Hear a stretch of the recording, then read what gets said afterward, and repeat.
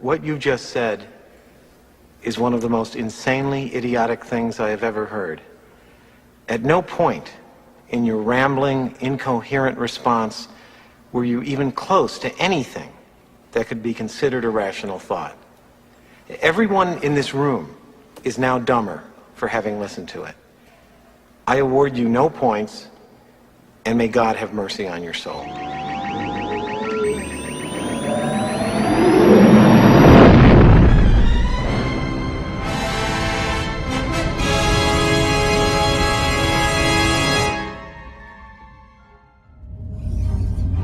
A long time ago, in a galaxy far, far away. Feel, don't think. Fear is my ally. The Force will be with you. We are encouraged to love. Be mindful of your thoughts. I will not betray the Republic. Hey, Your Worship, I'm only trying to help. Scruffy-looking nerf herder. I'm not afraid. You must unlearn what you have learned.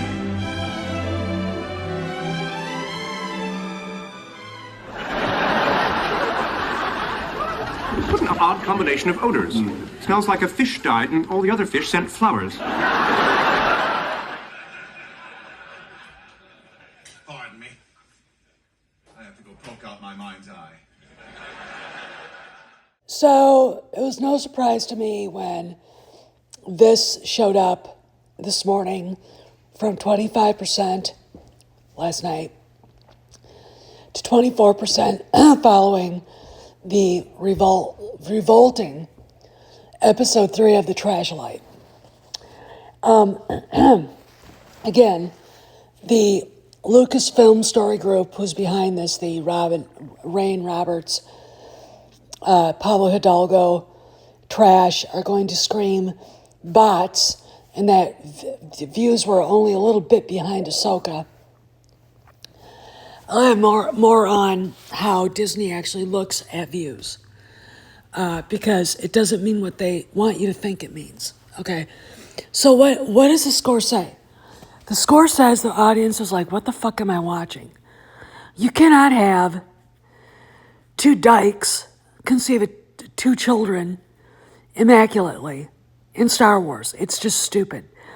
But then I think Leslie Headland and her associates are such narcissistic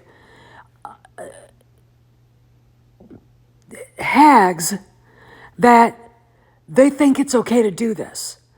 This is Leslie Headland projecting her bullshit onto everybody. Okay? Now, you've got idiots like the guy that runs Geeks and Gamers blaming Dave Filoni, but we'll talk more about this. So the Walt Disney Company basically says a view is defined as total stream time divided by runtime. So if you were like me and you wanted to check what the intro looked like, and yes, Leslie, for Kennedy's sake, put Kyle Ron's mask back up there, they will count that as a view. The Walt Disney Company will do that. Why?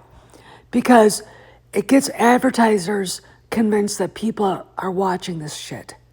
Now, I would say that if they put this up there, that the advertisers know it's bullshit. So when you see a Variety article touting, it broke records, blah, blah, blah, how many people did what I did? You know, watch for 16 seconds, watch for 2 minutes, and then turn the trash off. All right, think about it. You have to look at total stream time, not views. And they have a record of that. Okay? They have to have a record of that. So basically, what I'm doing is saying the bullshit is being touted by the people who support this garbage. Okay? That is what is going on here. And it's not many of them, but they're loud. And they have connections. And they can go to things like Gizmodo and lie about a movie being made. Okay? And then they can go and cry about being publicly known. And it's like, you went on podcasts. Don't sit up on the stage with Kathleen Kennedy and think no one's going to notice you now. Fucking idiots. But back to the Acolyte. So, the fact of the matter is this bitch right here honestly thinks Star Wars fans are stupid. That we don't know what she's doing. She's hiding behind people of color and her own weird community to, I don't know, either hide the fact that she can't write. I mean, I've read you guys stuff from a writer's board last night or yesterday. The professional writers think she's a joke, okay? This is a terribly written TV show, all right?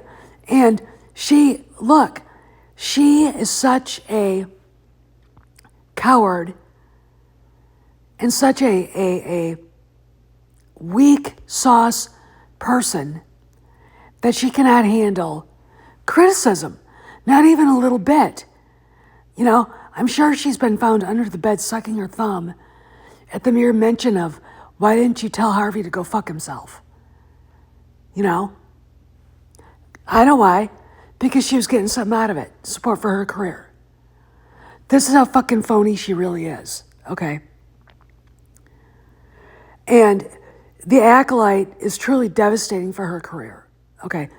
You can't count a 16-second view as a stream, as worthy of giving these people a second chance for another chapter. Okay? I mean, again, this cow assumes Star Wars fans are stupid. So she goes and attacks George and Anakin Skywalker and Shmi Skywalker.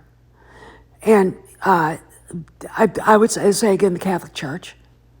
She goes and attacks the fans with this bullshit, these two twins being immaculately conceived by two lesbos, and then the Force is a thread that you have to pull. I'm literally like, what the fuck? But let's talk more. Leslie at her best. This is like what we understand to be Star Wars, like the idea that like that only came from George Lucas, that only George Lucas holds the key for what we understand to be Star Wars is just untrue. And I think the prequels are an excellent example of that. I mean, the idea that like when you're hiring a director, that everyone is sitting in there waiting for George Lucas and not for the person who's going to know to hire Ralph McQuarrie, that's the problem. That's the misogyny and the problem with the auteur myth as it stands today, because they're not thinking this is the person that will hire the right people and this is the person that will be able to create the lookbooks and direct people to get them to that place. They're just thinking, do you have all the answers? And the truth is that nobody does, and anybody that says they do feels sometimes like, well, I like this thing and I don't like that thing, and if you don't like the Acolyte, that's fine. It doesn't matter. Like the reality is that Star Wars in and of itself is not just a vast universe full of many different characters, many different eras, but it is always, always, always about the spiritual journey of what it is to become who you are. And that's why I am so overwhelmed and grateful to be here, and beyond overwhelmed and grateful to be allowed as a filmmaker to experience what it is like to actually tactilely make something in this world. That is beyond my wildest dreams, and I can't wait to show you guys more. I wish I could. To say that, like, I think white women need to kind of step up their game, to be quite honest. Like, sorry, but I'm calling you bitches out. Like, you really do, because, like, there's, like, I couldn't agree more with everything that these brilliant women are saying, but, like, I'm also seeing the silent killer, which is a lot of white women at the top who are kind of reinforcing a lot of old ideas. I think a lot of it, to give them the benefit of the doubt, and I'll just speak from my own personal experience, it's just like I wasn't sure how to be an ally. I wasn't sure what type. I got so caught up in like what kind of terminology I was supposed to be using and being politically correct, and so as I started to rise in television, I started to just get more blunt and just start saying like I would like a black writer, because if I said diverse, you get well, white is diverse, which is something somebody said to me, and I was like, Wow. I was like, it's not cool, but to really, I reached out to my, the women that I respect who are not white writers and directors, and I said, what should I say? What language should I use? And I think it's worth it if you're in a position of hiring power or greenlighting power to like reach out to people that are not like you and say, what can I do to be an ally? And how can I support writers of color and LGBTQ and disabled writers? Like, what can I do? And what kind of vocabulary should I be using? Because I think it's just easier. I just see it in the room. Like, I just see them kind of go like, it's just easier. Like, the guy at the top's louder. It's harder to say, like, I think this should be a black writer. I think this should be an Asian American actor. I think it should be this type of, like, I would like to cast, and, really, I find it a lot as well with, as a queer woman, like, with gay characters, whether they be gay men or gay women, where I'm saying, like, that's not a gay person. Like, sorry, like, this is not a gay person. Like, we're not representing that in this storyline. Like, you basically want me to cast someone that you find attractive, straight white man, and that you think what you think a lesbian looks like, and that can be very frustrating as well. So I think if we can get some of these people, I'm rambling. I'm gonna stop talking. Because nerds are gay. Well, some nerds are very not gay and are very threatened by gay Well, that's stuff. true. But in my world, nerds are gay. Are you telling me with a straight face that C-3PO is straight? They're a couple. That's what I think. But this is more outward. I think it's When people watch The Hate You Give, what do you want them to walk away with? Because I know everyone has a slightly different feeling. Well, I mean, white people crying actually was the goal. It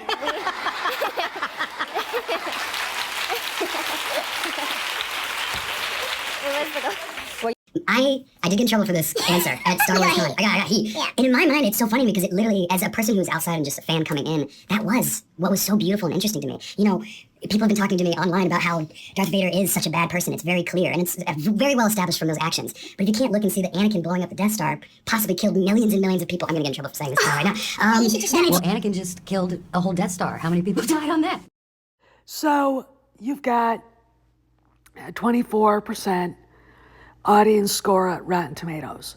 You've got the fact that now we know how Disney decides on views and how they go about it, which is not the real score.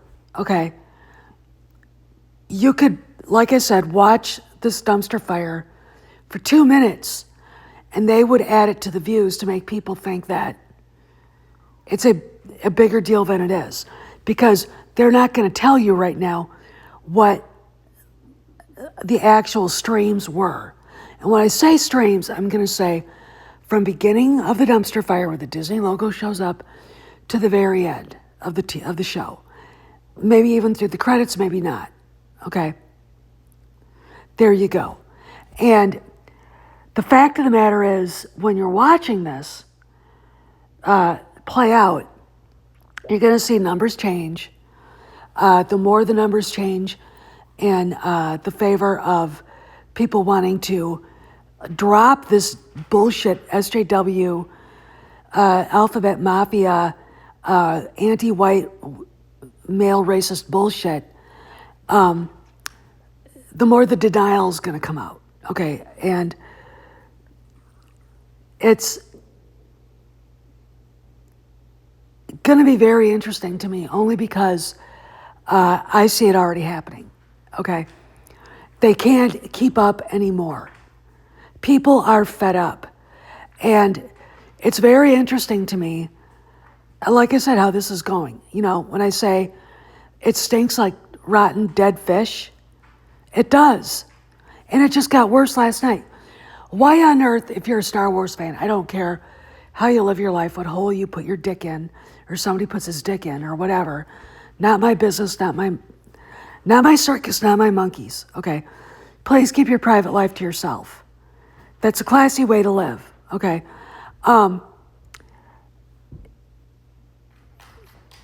It's terrible. Why would you want to make something like this unless you finally had a podium to attack people for what, ignoring you in high school? And again, if you actually believe Leslie Headland is a Star Wars fan, you've got 75 different things coming. Because I don't know anybody who truly loves this franchise that would ever introduce the garbage that she has into the franchise. The Force is a thread that you have to pull. What the fuck is that? You know? And the dykes and you know, conceiving a pair of twins. I'm just like, you've got to be kidding me. You know, 24% is a real thing. It's a real number. Okay? It's at bots. I would bet $1,000 that it goes lower. I'm predicting by tonight it'll be at 23. Maybe even worse. Okay. This is why they're not getting a second season. Okay. When you've got Rain Roberts, long before the audience saw it, screaming for a second season, you know that it was going to suck.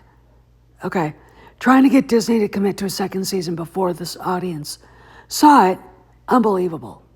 Okay. And you know that Kathleen Kennedy is the only one who had anything to do with this because Kyle Ron's mask is in the introduction credits. So you can understand that Jon Favreau doesn't have his name attached, neither does Dave Filoni, and you can't really connect either of them to this, nor can you blame them for this. Okay, talking to you, Jeremy Greggs. Okay, the clickbait is going to be atrocious from the black pill blobs. Okay, the screaming, ranting, and raving from their brothers on the other side and sisters and the Vadolf Vemlers that are going on,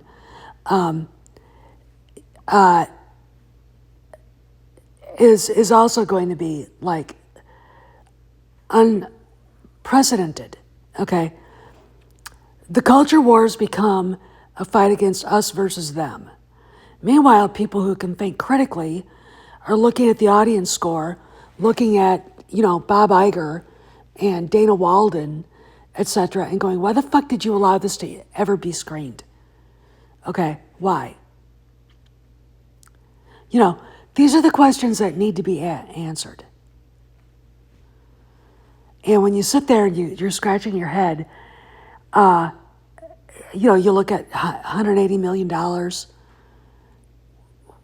Okay, where is it? An audience score of 24% on RT is not fake. People really, really, really don't like it.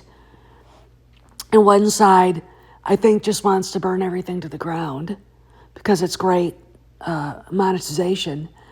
And the other side wants to burn everything to the ground because they're victims. And the rest of us are like, can't we just have good Star Wars? Look at the score. Look at how Disney looks at tabulating views and understand that nothing Disney's putting out there right now, no, Lucasfilm is putting out there right now is real. Okay. This is Steph signing out. I'll see you around the galaxy.